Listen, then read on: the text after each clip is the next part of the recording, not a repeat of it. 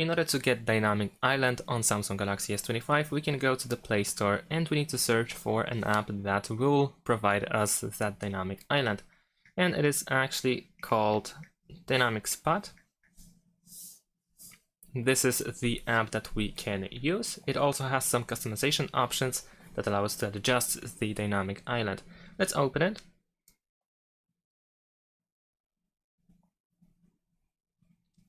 Then let's go next. And over here we need to go through this list of instructions. So first select the first option. We can select which apps should be compatible with the Dynamic Island. So when you receive a notification from the selected app, it will be displayed on the island. In my case, I'm gonna select all, so you can tap all or none on the top in the top right corner, or you can go through these apps and select one by one which apps should be compatible. Then we also have notification access, so tap over here and enable notification access for Dynamic Spot and press allow. And then go to draw on screen, so tap on this option, press allow, and then tap again and press next. And after that, go to installed apps and choose Dynamic Spot and turn on. Press allow in the bottom right corner, and then we can press done. If you see this ad, we can close it in the top right corner. And there we go. If you want to, you can go through these settings in order to customize the Dynamic Island. For example, we can go to position and you can adjust the position of the Dynamic Island a little bit.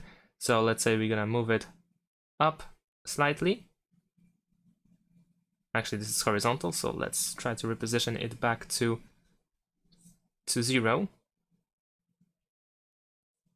And okay, and let's see the vertical. I'm gonna move it up a little bit. Actually, I'm gonna change the size first, so let's make it a little bit wider as well, something like this, for example, and let's move it up so that it is actually in the center of camera, something like this. Maybe we can make it smaller, and there we go. And that is essentially it. We also have some more options over here, but we're not gonna go through them right now. At the bottom, you also have the option to install Pop-up Control app, which is an app made by the same person, by the same group of people.